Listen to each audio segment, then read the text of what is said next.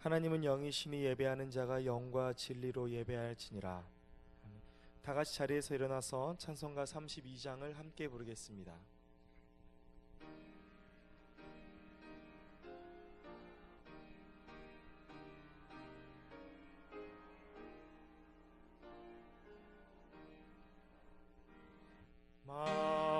만유의 주제 존귀하신 예수 사람이 되신 하나님 나 사모하여 영원히 섬기 내 영광 되신 주로 다 화려한 동산 무성한 저수목 다 아름답고 묘하나 순전한 예수 더 아름다워 봄 같은 기쁨 주시네 광명한 해와 명랑한 저 달빛 수많은 별들 빛나나 주 예수 빛은 더 찬란하여 참 비교할 수 없도다.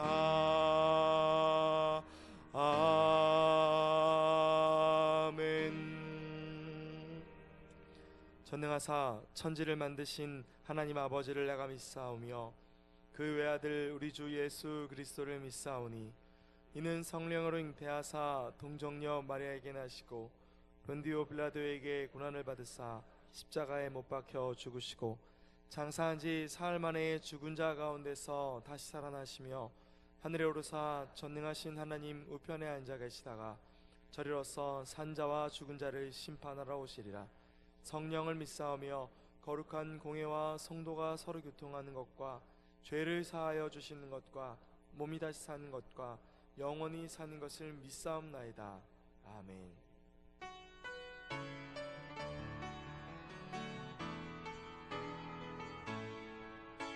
이곳에 오셔서 이곳에 앉으소서 이곳에서 드리는 예배를 받으소서 주님의 이름만이 오직 주의 이름만 이곳에 있습니다.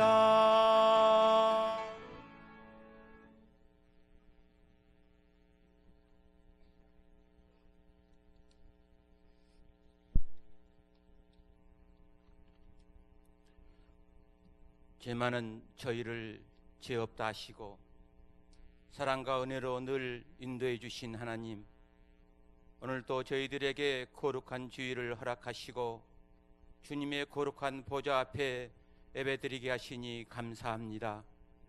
이 시간에도 주님께서 우리와 함께 하심을 믿고 온 마음과 정성을 다하여 예배드리오니 주님 저희 예배를 받아 주시옵소서. 한 주간의 삶을 부여안고 무거운 짐과 마음으로 주님 전에 엎드려오니 긍휼히 받아주시고 위로와 은혜의 예배되게 하옵소서. 임마누엘 하나님, 우리의 삶 속에 늘 함께 하시는 주님, 우리들 삶 속에서 하나님의 능력을 체험하기를 원합니다. 주님 말씀을 통해 우리의 삶의 모습도 달라지기를 원합니다. 이 시간 주님을 만나고 하는 예배 되기를 원합니다. 오늘 또 예배 드림 속에서 하늘 문을 여시고 은혜와 사랑을 충만케 부어 주시옵소서.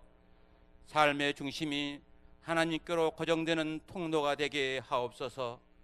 저희들 삶 속에서 들려오는 많은 세상 소리보다 하나님의 음성에 집중할 수 있는 믿음을 주시옵소서. 그리고 세상 소리와 하나님의 음성을 구별할 수 있는 믿음을 주시옵소서. 무거운 짐, 고통스러운 건강 문제, 해결되지 않는 일들이 오늘 예배를 통해서 들려오는 말씀과 기도로 해결받게 하옵소서. 오늘이 모든 식구들이 주 안에서 하나가 되어서 서로 이해하며 나누고 서로 사랑하는 주님의 지체로서의 열매를 풍성히 맺게 하옵소서. 우리 교회의 모든 기관들을 인도하여 주시며 각 기관들이 주님 일하는데 어려움이 없도록 환경과 여건을 허락하여 주시옵소서. 살아계신 우리의 하나님, 우리가 이 세상에 이만큼 살아갈 수 있음은 부모님의 사랑 때문입니다. 오늘 어버이 주일을 맞이하여 아버지와 어머니를 축복하시고 자녀들에게 부모님을 더 공경할 수 있는 마음을 주시옵소서. 특히 영육의 건강을 주시고 모든 일에 축복하여 주셔서 주님의 은혜와 평강 속에 살아가게 하옵소서. 오늘 또 우리 담임 목사님 영육간에 강건하여 성도들에게 좋은 양식을 공급할 수 있도록 지혜와 지식과 능력과 권세를 주시옵소서. 오늘 또 말씀 전하실 때 목사님 입술이 하나님 입술이 되어 전하게 하시고 저희들에게는 생명의 약수가 되게 하옵소서. 말씀을 통하여 참으로 위로의 시간, 다짐의 시간, 축복의 시간이 되게 하옵소서. 우리의 심령이 주님 앞에서 새롭게 되어서 빈손 들고 나온 모든 성도들에게 한량없는 축복 내려 주시옵소서. 이 모든 말씀 예수님 이름으로 기도드립니다. 아멘.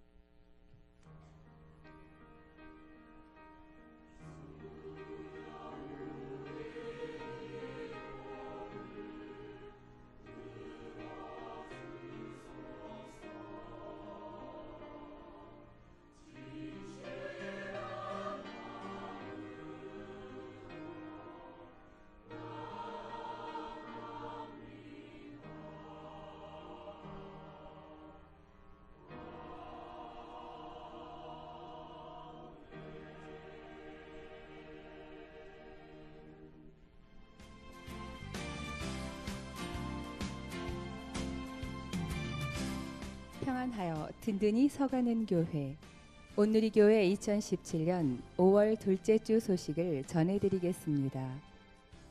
예배 안내입니다. 김모세 목사 가정의 달 특강이 5월 19일 금요일 금요 심야 예배에 있습니다. 서로 사랑하면에 관한 특강이 오니 성도님들의 많은 관심과 참석 바랍니다. 문화국 안내입니다. 담임 목사님 배 탁구대회 결승전이 오늘 오후 2시에 비전센터 3층에서 있습니다. 푸짐한 경품이 준비되어 있으니 성도님들의 많은 참여 바랍니다. 자세한 문의는 서광석 권사님 또는 이석원 총무님께 해주시기 바랍니다. 선교국 안내입니다. 바나바 교육이 5월 21일 주일 오후 1시 30분에 비전센터 예루살렘 홀에서 있습니다. 목장 리더, 각 지선교회 회장, 동호회 회장, 청년 임원 및 리더들은 반드시 참석해 주시기 바랍니다. 자세한 문의는 최태철 장로님께 해주시기 바랍니다. 전도자의 삶 운영위원회 안내입니다. 전도자의 삶 3기를 모집합니다. 기간은 5월 28일 주일부터 7월 16일 주일까지 8주간입니다. 시간은 2시 30분부터이며 새로운 삶을 수료하신 모든 성도님들이 참여하실 수 있습니다. 신청은 행정실과 각 교구 신방사님께 해주시고 문의는 조명희 권사님께 해주시기 바랍니다. 경로대학 안내입니다. 2017 전반기 경로대학 봄소풍이 5월 18일 목요일에 영인산 휴양림에서 있습니다. 교회 출발 시간은 오전 10시이며 자세한 문의는 김미자 권사님께 해주시기 바랍니다. 경로대학에 등록하고 신청하신 분에 한하여 참여하실 수 있습니다. 어르신들의 은혜롭고 즐거운 여행을 위해 많은 기도 부탁드립니다. 청년국 안내입니다. 어버이주일 기념 식사 대접이 오늘 낮 12시부터 지하 1층 식당에서 있습니다. 대상은 70세 이상 어르신이며 예배 전 미리 나누어드린 카네이션을 갖고 오시면 식사 자리로 안내해 드립니다. 자세한 문의는 유보미 회장에게 해주시기 바랍니다. 기타 각 선교의 사업 안내, 원래회 모임 안내 및 교우 동정은 주보를 참고하시기 바랍니다. 감사로 영광을 돌리는 한 주간이 되시길 바라며 이상 오늘의 소식이었습니다.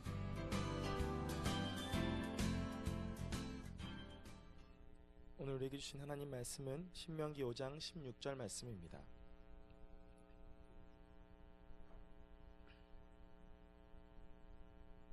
신명기 5장 16절의 말씀입니다.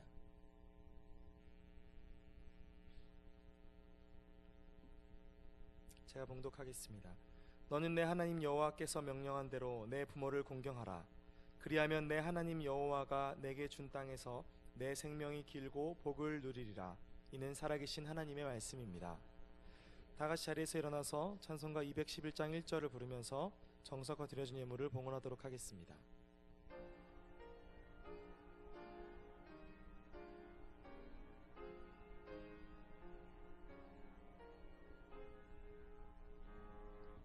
값비 산 양유를 주께 드리 막달라 마리아 본받아서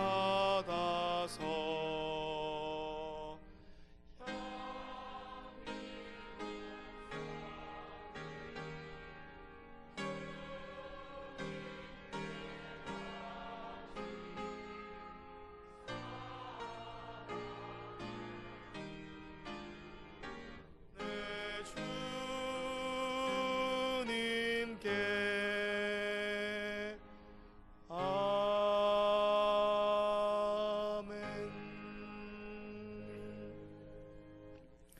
주님 감사합니다. 올해 두 번째 주일 어버이 주일에 사랑하는 온누리 가족들이 어버이의 은혜를 기억하고 하나님의 사랑을 마음에 새기면서 예배의 자리에 섰습니다. 이 시간 드려지는 예배가 하늘 보좌를 움직이고 하나님이 기뻐 받으시는 산 예배 되게 하여 주옵소서. 되돌아보면 부족한 것이 저희들의 모습입니다. 하나님께 헌신과 충성도 부족했고 부모에 대한 사랑과 효도도 부족했고 자녀에 대한 양육도 부족한 모습들이 저희들의 모습입니다. 이 모습 이대로 주 앞에 나와 싸우니 그리스도의 보혈로 정결케 하시고 성령의 능력으로 붙들어 세워 주시옵소서. 온전히 예배 주님 앞에 드려지기를 소원하며 예물을 드려 봉헌한 성도들의 중심 정성을 받으시며 이 예배드리다가 하나님의 음성을 듣게 하시고 예배드리다가 하나님을 깊이 만나 새로운 힘을 가지고 세상에 나아가 승리하는 주인공들 되게 하여 주옵소서. 부족한 종이 섰사오니 성령께서 이 시간도 종을 붙들어 도구로만 사용하여 주시옵소서. 예배의 시종 전체를 주님 손에 의지하오며 다시 오실 예수 그리스도의 이름으로 간절히 축복하며 기도 올리옵나이다. 아멘.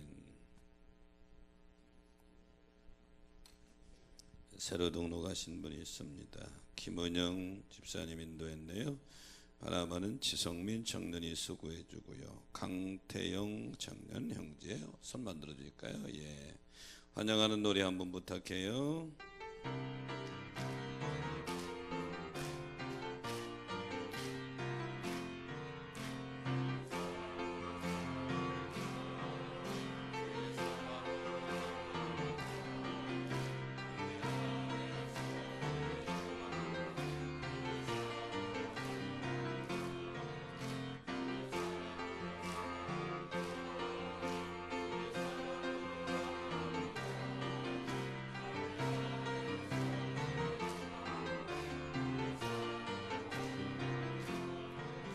찬양합니다. 찬양대 찬양으로 영광을 돌립니다.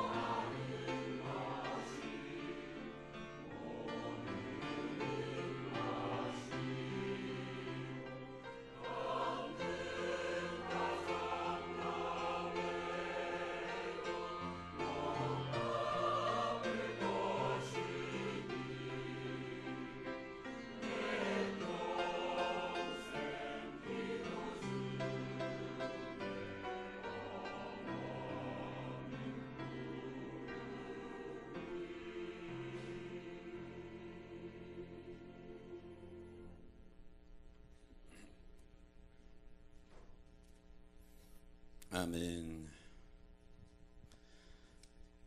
예전에 제가 어렸을 때만 해도 시골에는 나무 장사가 있었어요. 연탄 떼기도 전이니까 나무로 연료를 해결하는 시대. 바로 그 전 시대에 어머님을 모시고 나무를 해서 시장에 팔아 생계를 유지하는 한 아들이 있었습니다. 어머니는 어느 날 아들이 해가 지도록 오질 않으니까 궁금해서 연로한 몸을 이끌고 마을 옥으로 나가서 아들을 기다립니다. 아들이 돌아오는 것이 안 보이니까 나무 위에 올라가서서 아들 오는 모습을 보려고 멀리 바라보는 그 모습을 그린 한문의 글자가 어버이 친자입니다. 나무 위에 서서 멀리 바라보는 어머니의 모습을 그린 이 글자가 어버이 친자고요. 반대로 시장에서 나무를 팔아가지고 어머니가 좋아하시는 생선과 꽃감을 사가지고 마을으로 돌아오는데 죄송스럽게도 어머니가 밖에까지 나와 기다리시니까 너무 죄송해서 어머니 제 등에 업히시죠? 그랬더니 어머니가 웃으시면서 못해서 아들 등에 업혀서 집으로 돌아옵니다. 그래서 효도효자라고 하는 것은 아들이 늙은 어머니를 업고 오는 모습을 그린 것이 바로 효도효자가 되는 것이죠. 세상이 많이 변해서 이제 이런 모습이 좀 어색한 풍경이 되어가고 있습니다. 하지만 그럼에도 불구하고 우리 그리스도인들은 부모를 잘 공경해야 되는 것이 하나님의 뜻인 줄 믿으시기 바랍니다. 2주 전에 우리 김상윤 장로님이 밴드에 올린 글을 보고서 내가 울적했어요. 만두장사 가게 이야기인데요. 글쎄 할머니 할아버지가 일주일에 딱 한 번 수요일 정확히 오후 3시에 만두가게에 오시는 것입니다. 둘이 똑같이 오시는 것이 아니라 대부분 할아버지가 먼저 오고 할머니가 좀 늦게 오고 어느 날은 또 할머니가 먼저 오고 둘이 멀끄러미 한참을 바라보시고 때로는 만두를 서로 먹여주시기도 하시고 어느 날은 눈물을 흘리면서 둘이 손을 잡고 멍하니 창문밖을 바라보다가 돌아가시고 이게 한두 번 하는 것이 아니라 계속 매주마다 그러시는 거예요. 젊은 만두가게 부부가 생각을 했습니다. 저 할머니 할아버지가 부부일까? 아니 부부면 왜 몰래 이곳에 예진 만두가게에서 이렇게 만나? 아마 그럴 거야. 젊어서 열렬히 사랑했는데 가족들이 반대해서 결혼 못했다가 나이가 들어서 만나서 양쪽에 가족들이 있으니까 눈에 띄게 만날 수는 없고 아마 그렇게 만나는 것은 아닐까. 그러다가 어느 날 만두가게 주인 내가 한번 물어봐야 되겠다 다음 주. 근데 안 오시는 거예요. 2달이 넘도록 안 오시다가 어느 날 할아버지가 오셨어요. 좀 얼굴이 익숙해진 모습이긴 하지만 그 할아버지가 틀림없이 할아버지 안녕하세요. 오래간만이네요. 할머니도 곧 오시겠죠? 못 와. 하늘나라 갔어. 두 분은 부부였습니다. 할아버지 얘기를 들어보니까 두 분은 부부인데 할아버지는 수원의 큰 아들 집에서 할머니는 목동의 작은 아들 집에서 살다가 일주일에 한 번씩 만나는 거예요. 왜 두 분이 싸우셨어요? 아니야 우리가 싸운 게 아니라 며느리끼리 싸웠어. 큰 며느리가 왜 우리만 아들이냐고 우리만 모셔야 되느냐고 그래서 공평하게 우리가 양쪽 집에 하나씩 가서 살았어. 그리고 견우와 직녀처럼 일주일에 또 한 번 수요일 오후 3시에 만났던 것이죠. 할아버지가 눈물을 흘리며 하는 말이 이제 나만 죽으면 돼. 천국에서는 같이 살 수 있을 거야. 이 글을 읽다가 노년의 빈곤의 문제가 생각났습니다. 부모는 자식을 양육하는 게 모든 걸 다 드리죠. 모든 시간과 재물을 다 들여서 가르치고 결혼시키고 거기서 끝이 아니라 또 결혼 이후에도 계속 돌보다 보니까 남는 게 없어요. 늙고 병들고 빈곤에 처하게 되죠. 더 늙기 전에 어버이의 은혜를 기억하고 사랑을 실천할 수 있는 그런 모습이 되시기를 바랍니다. 물론 문화와 환경은 많이 바뀌었습니다. 예전처럼 형제들이 많은 시대도 아니에요. 하나 아니면 둘, 이런 시대에 살다 보니까 부모님 몫이가 참 어려워요. 예전 같지 않고 남편과 아내가 다 직업을 가지고 있는 세대에, 그래서 양로원 혹은 요양원, 요양병원이 생겼어요. 거기 모시는 것이 나쁜 것이 아니에요. 잘 모시는 게 좋아요. 현대사회니까. 하지만 내팽개치듯 버리는 것은, 이건 또 문제가 다른 것입니다. 양로원 병원에 모신다 하더라도 자주 찾아뵙고 돌보시는 것, 이것이 자녀의 도리라고 생각을 합니다. 본문은 이스라엘의 위대한 지도자였던 모세의 고별설교 제2부에 해당합니다. 모세는 지금 자기가 가나안 땅에 못 들어갈 것을 알고 있어요. 자기 백성들이 가나안 땅에 들어가서 잘 살기를 원해요. 자기 백성들에게 마지막 설교하면서 십계명을 다시 드러내서, 시내산에서 하나님으로 받은 십계명을 다시 드러내서 십계명을 가지고 다시 마지막 고별 설교를 하는 것입니다. 오늘 본문은 그 십계명 중에 5번째 계명인 부모 공경에 대한 계명을 다시 재해석해서 말씀해 주고 있죠. 저는 어버이 주일에 오늘 본문의 말씀을 마음속에 새기면서 부모 공경 신앙이라는 제목을 가지고 은혜를 나누고자 하는데요, 부모 공경 신앙의 첫 번째는 부모 공경의 의미가 뭐냐 이 말이죠. 오늘 본문 16절이 다 한번 같이 읽어보겠습니다. 시작.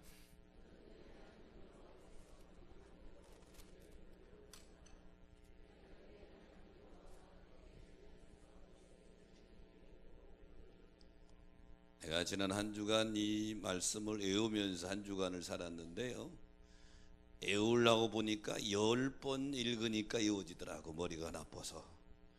여러분 한 번 했죠? 한번 2번 다시 읽어봅니다. 시작.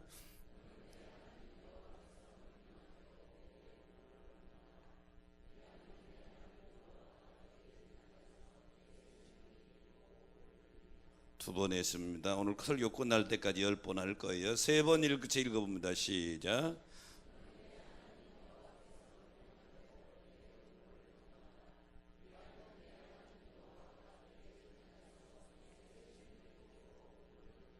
핵심적인 말씀은 네 부모를 공경하라고. 공경이라고 하는 게 뭐냐 이 말이죠. 히브리어에 카베드라는 단어를 썼는데요, 이 카베드라는 공경이라는 단어는 무겁다 이런 뜻입니다. 다시 말하면 이 성경에서 말하는 부모를 공경하라고 하는 이 말의 원래 원문의 뜻은 부모를 무거운 대상으로 여기고 최선을 다해서 섬기고 순종하라 이런 말씀이죠. 요즘 부모를 너무 가볍게 여겨요.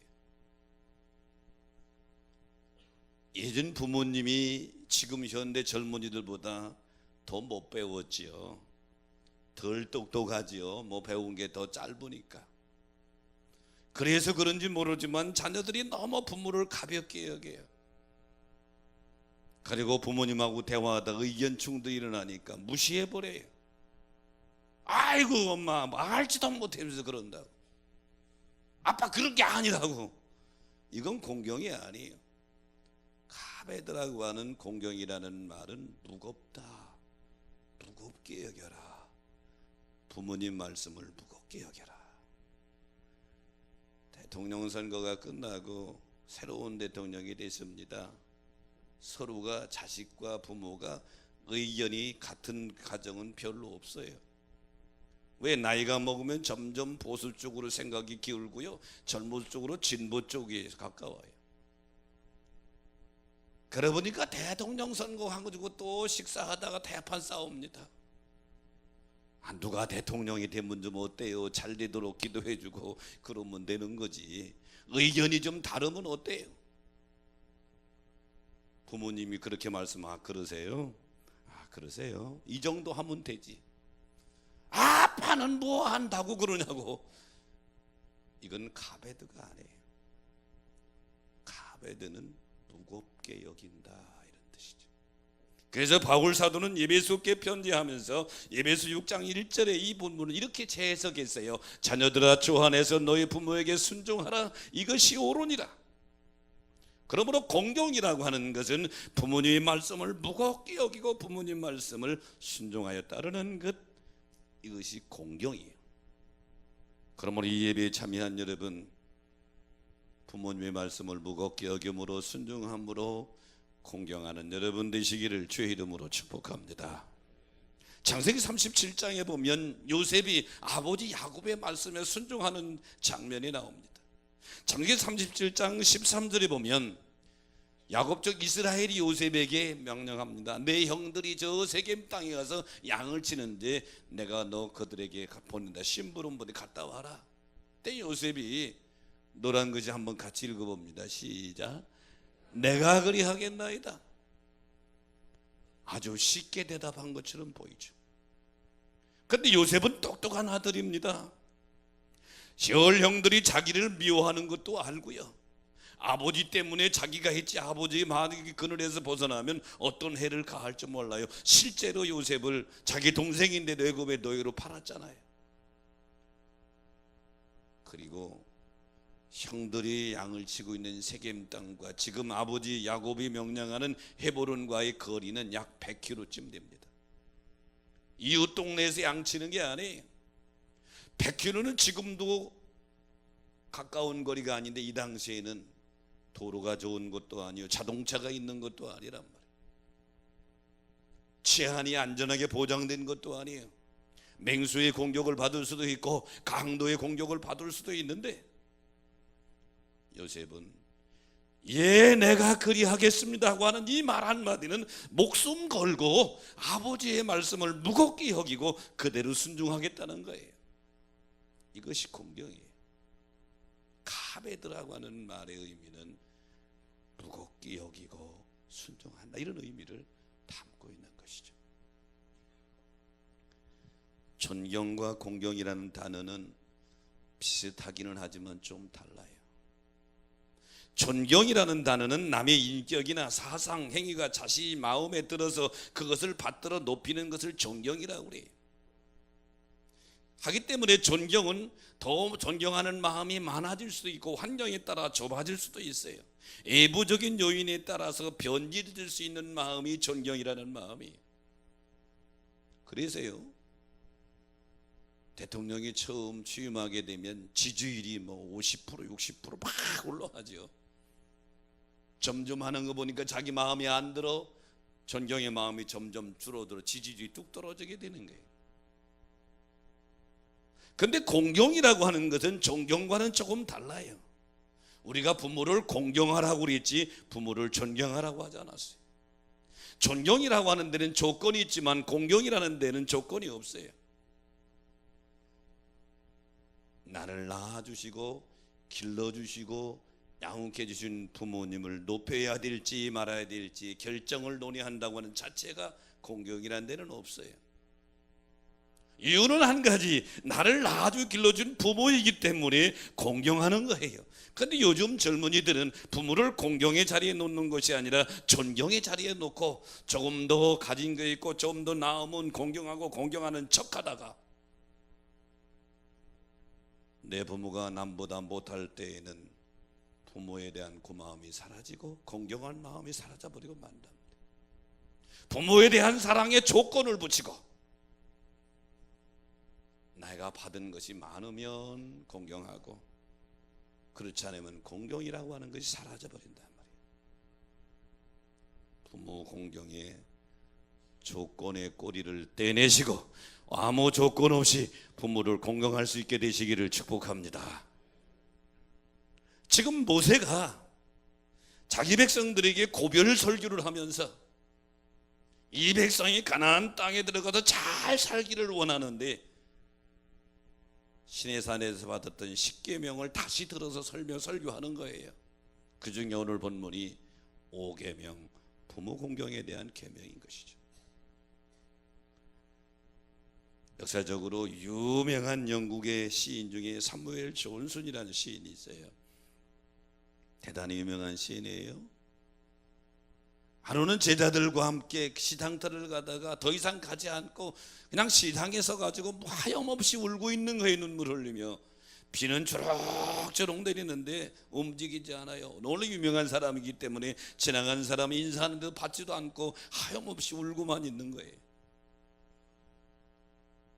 제자들이 선생님 왜 그러세요? 한참을 울던 이 사무엘 존슨이 그때서 입을 열어요. 사실은 50년 전에 이곳에서 내 아버지가 헌 책방을 운영하고 있었다네. 근데 젊었을 때 그 당시에 나는 내 아버지가 얼마나 창피했는지 몰라. 이 시장 한 구석에서 헌 책을 팔고 있는 모습이 너무 부끄러웠거든. 근데 하루는 아버지가 나한테 부탁을 하는 거야. 오늘 내가 좀 몸이 불편하니 네가 나가서 좀 가게를 지키고 있어라. 특별히 오늘 가게 문을 꼭 열어야 될 이유는 어떤 지인이 헌책을 잔뜩 가져와서 판다고 그랬대. 그 책을 받아야 되는데 몸이 아프니까 이 사무엘 존슨 아들에게 네가 대신 좀 가 있으라 그랬는데 사무엘 존슨은 아버지가 책장 사는 게 헌책 사는 게 너무 창피해서 싫어요 그러고 말아버린 거예요. 아버지는 몸이 아픈데도 불구하고 그날 나가 가게에서 그 가게 일을 보다가 그것이 길리가 돼서 점점 몸이 악화돼 가지고 돌아가신 거예요. 사무엘 존슨이 철이 들고 나서 50년이 지난 이후에 그곳을 지나가면서 그때 일을 생각하면서 하염없이 눈물을 흘리며 후회하고 울고 있는 거지요.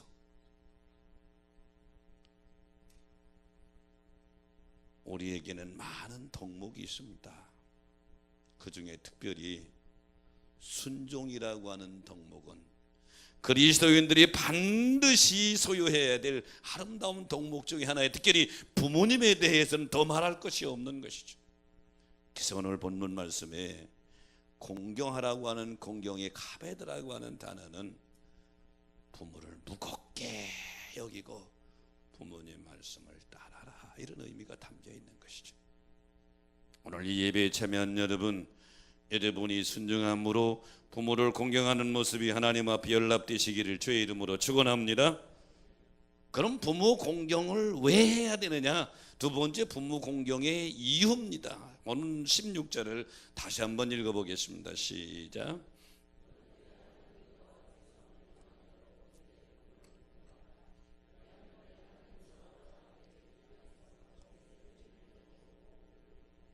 네 번째 읽었어요. 오늘 내 설교의 목적은 여러분 모두가 다 이 성경 말씀을 마음에 새기고 가는 거예요. 다섯 번째 다시 한번 읽어봅니다. 시작.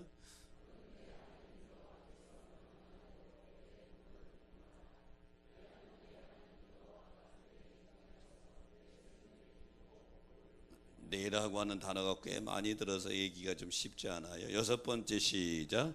너는 내 하나님 여호와께서 명령한 대로 내 부모를 공경하라. 그리하면 내 하나님 여호와가 내게 준 땅에서 내 생명이 길고 복이 되리라. 부모를 공경할 이유가 뭐냐 이 말이야. 간단해요. 하나님이 명령이기 때문입니다. 부모 공경은 인간의 지식에서 나온 게 아니에요. 경험에서 나온 것이 아니라 전능하신 하나님, 우리가 왕으로 모시는 그 하나님의 명령이라 이 말이죠. 동의하시면 아멘 하십시다. 바울은 이것을 예배소 교회에 재해석해 설교하면서 예배소 6장 2절에 이렇게 말씀합니다. 내 아버지 어머니를 공경하라. 이것이 약속 있는 첫 계명이다. 첫 번째 계명이라는 거예요. 여러분 하나님의 계명 10계명 중에 1계명부터 4계명까지는 하나님께 대한 계명이고 5계명도 6계명 10계명까지는 인간에 대한 계명인데 인간에 대한 계명 중에 첫 번째가 부모 공경에 대한 계명이에요. 이것은 권고가 아니에요. 하나님의 명령인 줄로 믿습니다. 레위기 19장 32절에 보면 너는 세인 머리 앞에서 일어서고 노인의 얼굴을 공경하라. 네 하나님을 경외하라. 나는 여호와니라. 부모의 공경하라는 것과 하나님을 경외하라는 것을 같은 선상에 놨어요. 보이는 부모님을 공경하지 못하는 자가 보이지 않는 하나님을 어떻게 경외할 수 있느냐. 그러므로 사랑하는 여러분, 부모를 공경할 이유는 간단해요. 하나님의 명령이기 때문인 줄로 믿습니다. 내 하나님 여호와가 명령한 대로, 내 하나님 여호와께서 명령한 대로 내 부모를 공경하라. 모세는 가나안 땅 입성을 앞에 두고 자기 백성들에게 그렇게 명령하고 있습니다. 출애굽기 20장 12절 10계명 중에 부모에 대한 계명을 보면 내 부모를 공경하라. 그리하면 내 하나님 여호와가 내게 준 땅에서 내 생명이 길리라 그랬어요. 10계명은 하나님이 선민들에게 주신 계명인데, 부모 계명은 반드시 지켜야 될 하나님의 명령임을 기억하시기를 축원합니다. 예수님께서 십자가의 길을 거시기 위해서 예루살렘으로 가십니다. 마태복음 21장 1절로 3절에 보면 예루살렘에 가까웠을 때 제자들에게 야 맞은편 마을 감난산 베프게에 이르렀을 때에 맞은편 마을에 가서 낙이 매여 있는 것을 끌고 와라. 누가 왜 끌어가냐 물으면 주께서 쓰시겠다고 그래라. 그 당시 낙이는 재산 목록 1호예요. 예전에 이 시골에 농사 짓는 농민들이 재산 목록 1호가 소였던 것처럼 똑같아요. 상식적으로 이성적으로 주님의 명령은 맞지를 않아요. 근데 제자들은 주님의 명령이기 때문에 6절에 보니까 제자들이 가서 예수님 명령대로 하였다. 그랬더니 마가복음 11장 4절 6절에 보니까 이 부분이 똑같이 나오는데 아닌 게 다르고 주인이 야 그거 왜 끌어가? 주께서 쓰시겠다고 그러신다. 그러니까 주인이 허락했다고 그랬어요. 여기서 제자들은 주님의 명령이니까 자기들이 이성과 상식을 벗어나서 주님의 명령이기 때문에 그대로 한 거예요. 부모 공경 왜 해야 되느냐? 다른 거 없어요. 주님의 명령이기 때문인 줄로 믿습니다. 주님의 명령이기 때문에 그렇다. 서부 개척시대 텍사스에 사는 사내가 서부에 꿈을 안고 캘리포니아로 갔습니다. 가족을 다 버리고 내가 부자가 돼가지고 성공해서 돌아오리라. 30년 동안 성공을 못하고 결국 병들어서 빈털터리가 되어 죽었어요. 죽으면서 이 사내가 유언장 하나를 남겼어요. 그 유언은 자신을 고향인 텍사스에 묻어달라. 그 소식을 들은 가족 자녀들이 발끈했습니다. 그 사람이 우리에게 무료한 무슨 상관이 있는데, 그 사람이 엄마에게 무슨 상관이 있는데, 30년 동안 그 사람 때문에 우리가 고생을 얼마나 했는데 우리가 그 사람의 시신을 거둬야 되냐고. 아버지를 아버지라고 말하지 않고 그 사람이라고 할 정도로 분노가 가득 찼어요. 하지만 신앙심이 깊은 큰아들은 자기의 재산을 담보 담아 돈을 빌려가지고 아버지 유언대로 시신을 거두어서 고향에 장례를. 불평불만하던 자동생들에게 그렇게 말합니다. 야, 성경에는 부모를 공경하라고 말했지 어떤 부모란 말이 없다. 부모를 공경하라고 그랬지 조건이 없다. 하나님의 명령은 자식을 잘 교육한 부모는 공경하라고 했든지, 자식에게 유산을 많이 물려준 부모를 공경하라고 이런 게 없다는 거예요. 참 성도의 삶은 하나님의 명령인 부모를 공경하라고 한 말씀을 실천하는 성도인 줄 믿으시기 바랍니다. 그러므로 부모를 공경할 이유가 뭐냐 그런 얘기 다른 거 없어요. 하나님의 명령이기 때문인 줄로 믿습니다. 하나님의 명령이다. 그러면 부모 공경 신앙에서 세 번째로 부모를 공경하는 결과가 뭐냐? 오늘 본문을 다시 한번 읽어봅니다. 시작.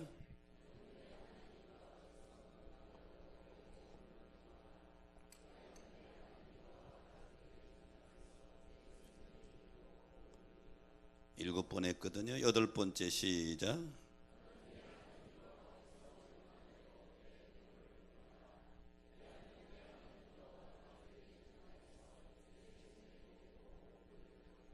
거의 온 사람 많이 있는데 아홉 번째 시작. 너는 네 하나님 여호와께서 명령한 대로 네 부모를 공경하라. 그리하면 네 하나님 여호와가 내게 준 땅에서 네 생명이 길고 복을 누리리라. 부모를 공경하는 자에게 두 가지 축복이 있어요. 내 생명을 길게 하고 장수하게 하고 복을 누리게 하리라. 오늘 이 예배에 참여한 여러분, 하나님의 명령인 부모를 잘 공경함으로 장수하시기를 축원합니다. 장수하시기를 축원합니다. 그리고 복을 누리시기를 축복합니다. 복을 받는다고 말하지 않았어요. 누린다고 그랬어요. 어떤 사람은 복은 받긴 하는데 누리지 못하고 가는 분들 상당히 많아요. 그래서 우리말에 뭐래요? 살만하면 간다고 그러잖아요. 죽을 고생해서 살 만큼 됐는데 죽어. 이게 살만하면 가는 거예요. 이런 게 아니고 부모를 잘 공경하는 자에게는 살만하면 가는 것이 아니라 살 만큼 살다가 누리다가 간다는 거예요. 내 생명이 길고 복을 누리리라. 이 부분을 바울은 에베소 교회에서 편지하면서 재해석하기를 에베소 6장 3절에 이렇게 결론을 내립니다. 시작. 내가 잘되고 땅에서 장수하리라. 모세가 이 신명기 유언적인 설교의 끝을 맺으면서 신명기 29장 9절에 이렇게 말을 맺습니다. 29장 9절 신명기 29장 9절 시작. 그런즉 너희는 이 언약의 말씀을 지켜 행하라. 그리하면 너희가 하는 모든 일이 뭐하리라? 형통하리라. 형통하기를 원하시면 아멘 하십시다. 부모를 공경하는 자에게 주신 하나님의 약속이 내 생명이 길고 복을 누리고 내가 하는 일에 형통하게 된다는 거예요. 인간적인 머리, 경험, 지식 써서 사업에서 큰 부자가 되려고 하는 것도 필요하지만 그리스도인들 신앙인으로서는 하나님이 주시는 복을 받아야 될 줄로 믿습니다. 하나님이 주시는 축복은 부모 공경하는 자에게는 내 생명이 길고 복을 누리리라. 여러분의 삶 속에 이루어지시기를 축복합니다. 바울은 이 부분을 골로새교회에 편지하면서 골로새 3장 20절에 이렇게 말씀합니다. 읽어봅니다. 시작.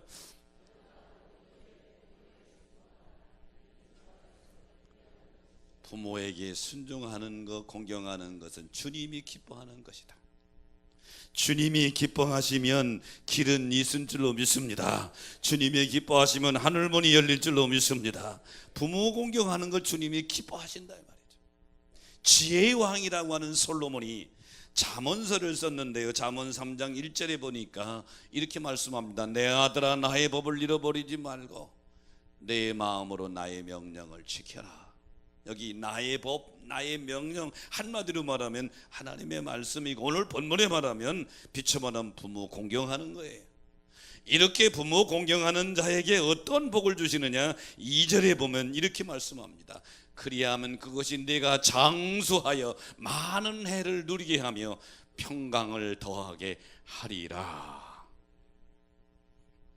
신약과 구약 전체를 통틀어서 부모 공경 효도하는 자에게 주시는 축복은 둘로 요약되어 있어요. 이 땅에서 장수할 것이고 복을 누리는데 오늘 솔로몬은 그 복을 평강의 복을 얘기했어요. 평강을 더하게 해 주시리라. 평강이라고 하는 게 뭐예요? 샬롬이라는 평강이라는 단어는 평화, 번영, 행복, 건강, 안전, 완전 등의 의미를 가지고 있어요. 다시 말하면 하나님의 계명을 지키는 자에게는 모든 삶의 영역에서 하나님의 도우시는 손길 가운데 평강을 누리는 복을 산다 그런 얘기죠. 어버이 주일에 주님 앞에 나와 예배하는 여러분, 오늘 말씀을 마음 깊이 각인해서 삶에 실천하되, 부모 공경이라는 건 뭐냐? 카베드라는 단어는 부모를 무겁게 여기고, 부모님의 말씀을 무겁게 여기고 순종하는 것이 공경이고, 그럼 왜 공경해야 되느냐? 이유 없어요. 하나님의 명령이기 때문에. 할렐루야. 그럼 이 공경하는 자에게는 어떤 축복이 약속되어 있느냐? 내 생명이 길고 복을 누리리라. 평강의 복을 누리게 될 줄로 믿습니다. 그런 여러분 되시기를 주의 이름으로 축원합니다. 지난주에 우리가 민주주의 방법으로 대통령을 뽑았는데요, 민주주의 방법으로 최초의 대통령이 된 사람이 세계에서 미국 대통령 조지 워싱턴입니다. 원래 워싱턴의 꿈은요, 대통령이 아니었어요. 워싱턴의 꿈은 그 당시 영국이 미국을 식민지로 통치할 때이기 때문에 영국의 정규 군이 돼가지고 출세하는 것이었습니다. 그래서 20살에 영국군에 입대했어요. 프랑스와의 전쟁에서 혁혁한 공을 세웠는데 식민지 출신 사람이라고 우리 영국 정규군에 받아주질 않았어요. 실망한 워싱턴은 좌절한 채 고향에 돌아와서 꿈을 바꿉니다. 내가 선장이 되리라. 그리고 선박에서의 취직을 해가지고 항해를 나가기 위해서 짐을 선박에 싣고 마지막 어머니에게 작별 인사하는데 어머니가 그렇게 말합니다. 너를 떠나보내는 게 너무 괴롭다고 우시는 것입니다. 조지 워싱턴이 내가 내 꿈을 이루려고 어머니 마음에 대못을 치고서 무슨 의미가 있겠나. 배에 실었던 짐을 다시 내리고 선장의 꿈을 포기하게 되죠. 그리고 어머니와 함께 열심히 살아가면서 정치에 도전합니다. 1759년 버지니아 주 하원의원에 도전해서 주의원으로부터 정치에 들어가게 되죠. 독립전쟁의 총사령관으로 활동하다 결국 1789년에 미국의 초대 대통령으로 당선이 되게 됩니다. 만약에 조지 워싱턴이 괴로워하고 눈물을 흘리는 어머니를 뒤로하고 선장의 꿈을 이루고 배 타고 나갔다면 선장은 될 수 있었을 거예요. 하지만 미국의 초대 대통령이 되는 길은 멀었겠죠. 사랑하는 여러분, 부모 공경하는 자에게 주시는 축복이 뭐냐? 이 땅에서 내 생명이 길며 장수하는데 이 땅에서 내가 복을 누리리라. 평강의 복을 누리고 하나님대로 행통하게 되는 하나님의 축복을 누리게 될 줄로 믿으시기 바랍니다. 그럼 오늘 여러분 어버이 주일에 오늘 본문의 말씀을 마음 깊이 새깁시다. 한번 다시 띄워줘 봐요. 10번째니까 이제 다 외웠을 거예요. 시작.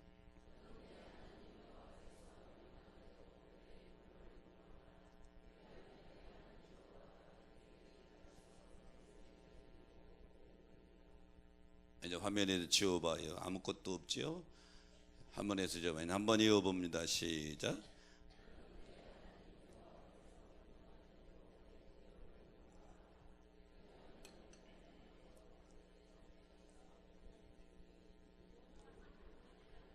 나보다 머리가 나쁜 사람이 좀 있네. 나보다 머리가 나쁜 사람이 좀 있어. 한번 다시 띄워줘 봐요. 11번째. 그럼 시작.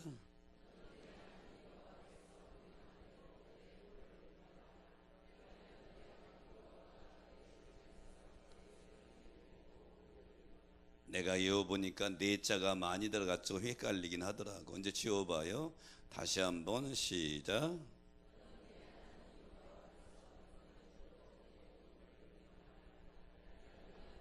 여호와가 내게 준 땅에서 내 생명이 길고 복을 누리리라. 주인공들 되시기를 축원합니다. 부모 공경이 무슨 뜻이냐? 카베드라는 단어는 무겁게 여긴다. 부모님의 말씀을 무겁게 여기고 순종하는 게 공경이고, 왜 공경해야 되느냐? 하나님의 명령이기 때문이고. 그러면 공경하는 자에게 뭐가 약속되어 있느냐? 이 땅에서 생명이 길고 복을 누리리라. 여러분이 그 주인공이 되시기를 주의 이름으로 축원합니다. 자, 말씀 생각하시면서 찬양하면서 결단합니다.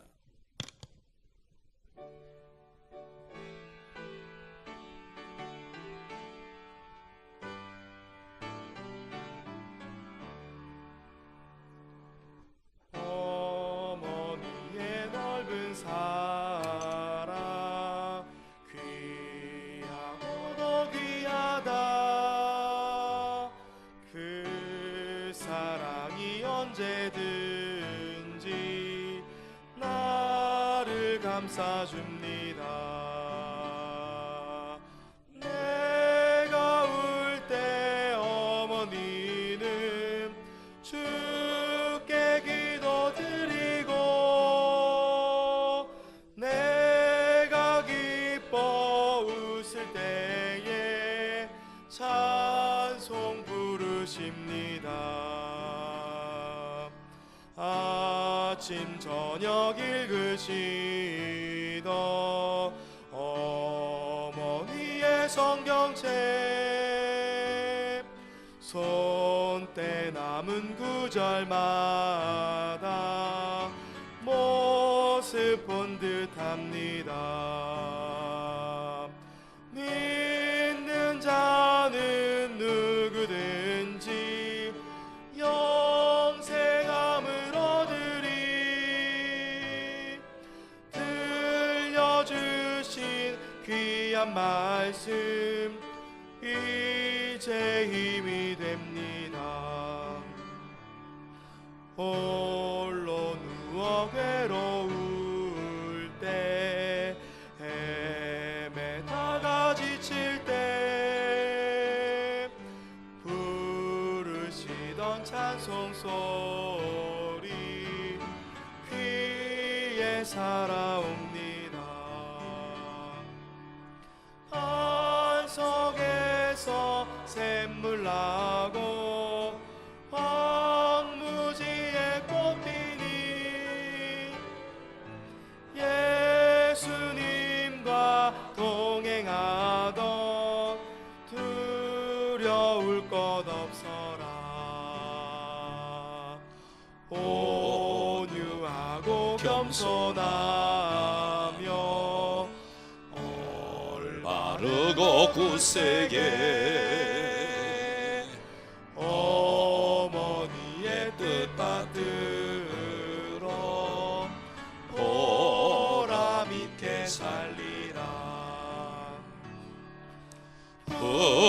풍파많은 세상에서 선한 싸움 싸우다 생명신에 흐르는 곳 길이 함께 살리라. 하나님, 가정의 달 두 번째 어버이 주일입니다. 그리스도인으로서 부모 공경에 대한 이 의무는 하나님의 명령이요 반드시 지켜야 될 규례임을 깨닫고, 부모에 대한 공경이 우리의 몸에 배이게 하여 주옵소서.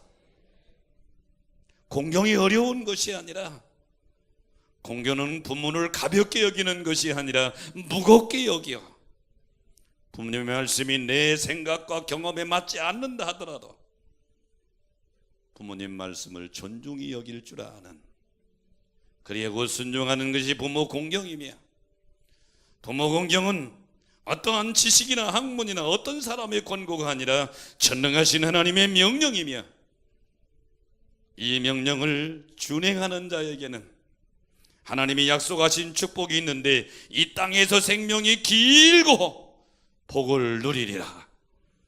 오늘 이 예배에 참여한 온누리 성도들이 바로 그 주인공들이 되게 하여 주시옵소서. 지금은 우리 구주 예수 그리스도의 은혜와 하늘아버지의 크신 사랑하심과 성령님의 감동 감화 역사 축복하심이 오늘 어버이 주일에 주님 앞에 나와 예배드리고 부모 공경을 마음 깊이 각인하고 실천하겠다고 선한 결심하고 돌아가는 성도들에게 영원토록 함께 하시기를 간절히 축원하옵나이다. 아멘.